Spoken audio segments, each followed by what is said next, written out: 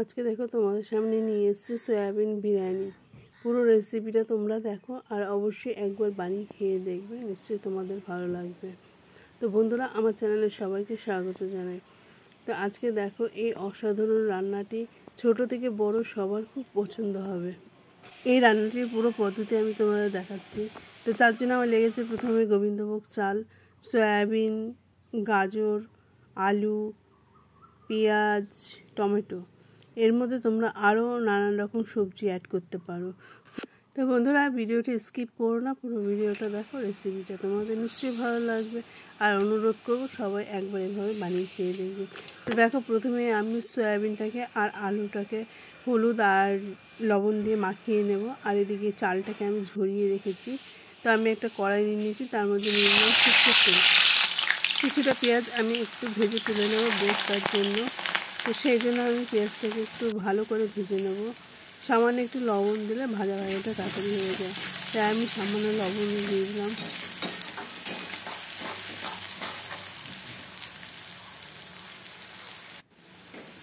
তো একটা বাদামি কালার হয়ে গেছে। এবার আমি পেঁয়াজ ভাজিটাকে তুলে নেব। বেশিক্ষণ রাখলে আবার কালো পুড়ে যাবে। এই অবস্থায় আমি তুলে নেব। এবার আমি একে একে আলু আর সয়াবিনগুলো ভেজে নেব।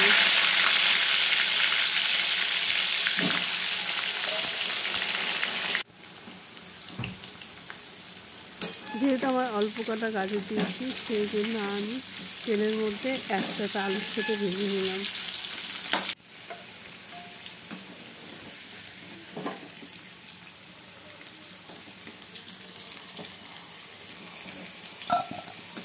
আলুটা আমার ভাজা হয়ে গেছে, আমি এখন তুলে নেব।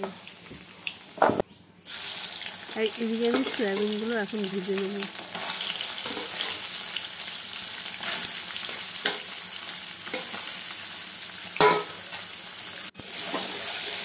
সয়াবিনগুলো একটু লালচে লালচে করে ভেজে নিতে হবে।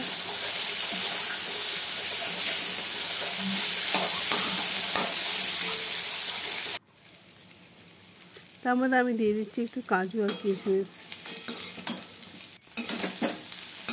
এই কাজু কিশমিশটা আপনারা ইচ্ছে হলে দিতেও পারেন, নাও দিতে পারেন। দিলে পরে একটু টেস্ট বেড়ে যায়। তো আমার সব ভাজা হয়ে গেছে, আমি তুলে নিয়েছি। এবার আমি একটা আলাদা কড়াই নেব, বড় দেখে।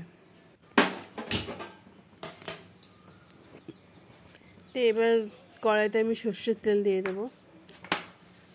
সর্ষের তেল দিয়ে যে কোনো রান্না করলেই তার টেস্টটা একটু বেড়ে যায়। এবার ফোড়নে আমি দিয়ে দেবো তেজপাতা, দারচিনি আর এলাচ। তো দিয়ে একটু আমি নাড়াচাড়া করে দেব।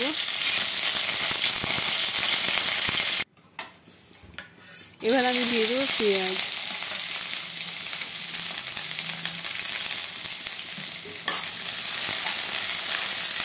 পেঁয়াজটা একটু ভাজা ভাজা করে নেব।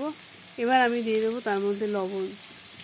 লবণটা একটু ভেবে দিতে হবে, কারণ যেহেতু সয়াবিন আলু ভাজার সময় আছে লবণ। আর দিয়ে দিলাম আমি টমেটো, আদা রসুন বাটা। এবার দিয়ে খুব ভালো করে নাড়াচাড়া করতে হবে, যাতে আদা রসুন আর টমেটোর গন্ধটা চলে যায়। আর এইদিকে দেখো, আমি জল গরম করতে দিয়ে দিয়েছি। আর এইদিকে আমি সব রকম মশলাও দিয়ে দিয়েছি, হলুদ গুঁড়ো, লঙ্কার গুঁড়ো, জিরে গুঁড়ো, ধনে গুঁড়ো, কাশ্মীরি লাল লঙ্কা গুঁড়ো। এবার সামান্য জল দিয়ে এটাকে আমি খুব ভালো করে মশলাটা কষিয়ে নেব। একভাবে নাড়তে হবে, কারণ নাহলে পুড়ে যাবে। তো দেখো, মশলাটা কষানো হয়ে গেছে। এবার আমি এর মধ্যে আলু সয়াবিনটাও দিয়ে দিচ্ছি। এবার দিয়ে খুব ভালো করে নাড়াচাড়া করে নিতে হবে, যাতে প্রতিটা ইয়েতে মশলা লেগে যায়। এবার আমি দিয়ে দিচ্ছি একটু বিরিয়ানি মশলা। যাদের কাছে বিরিয়ানি মশলা নেই, তারা গোটা গরম মশলার গুঁড়োও দিতে পারো। তো এবার আমি দিয়ে দিলাম কাঁচা লঙ্কা, দিয়ে আবার খুব ভালো করে কষিয়ে নিতে হবে। দেখো কষানোটা কি সুন্দর হয়েছে, কালারটাও সুন্দর এসছে। তো এখন আমি দিয়ে দেবো গোবিন্দভোগ চালটা। এবার এই চালটা দিয়েও আমাকে খুব ভালো করে নাড়াচাড়া করতে হবে। দেখতেই পাচ্ছ একদম ঝরঝরা হয়ে গেছে। এবার আমি দিয়ে দেবো গরম জল।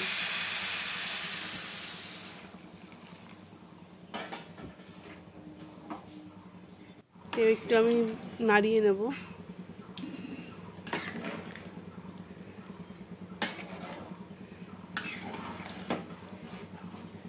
এবার আমি ঢাকা চাপা দিয়ে কিছুক্ষণের জন্য ফুটতে দেবো। এবার প্রায় 10 মিনিট পর আমি ঢাকনাটা খুললাম, আর দেখো জলটা পুরো শুকিয়ে গেছে আর সুন্দর একটা ঝরঝরে হয়ে গেছে। তা আরেকটু আমি রান্না করে নেব। তো এবার আমি ওপর দিয়ে ছড়িয়ে দিচ্ছি ঘি,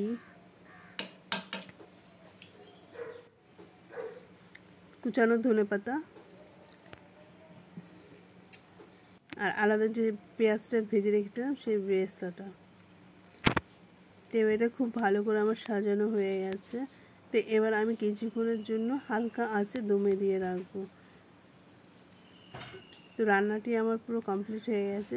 তো বন্ধুরা দেখতেই পাচ্ছ কত লোভনীয় হয়েছে, আর এইভাবে অবশ্যই তোমরা একবার ট্রাই করে দেখবে, তোমাদের নিশ্চয়ই ভালো লাগবে। খেতে অসাধারণ হয়, ছোট থেকে বড় সবাই খুব পছন্দ করে। আমার এই রান্নাটি যদি একটু ভালো লাগে প্লিজ লাইক, শেয়ার, সাবস্ক্রাইব করবেন। আর সবাই ভালো থাকবে, সুস্থ থাকবে। দেখা হবে নেক্সট ভিডিওতে।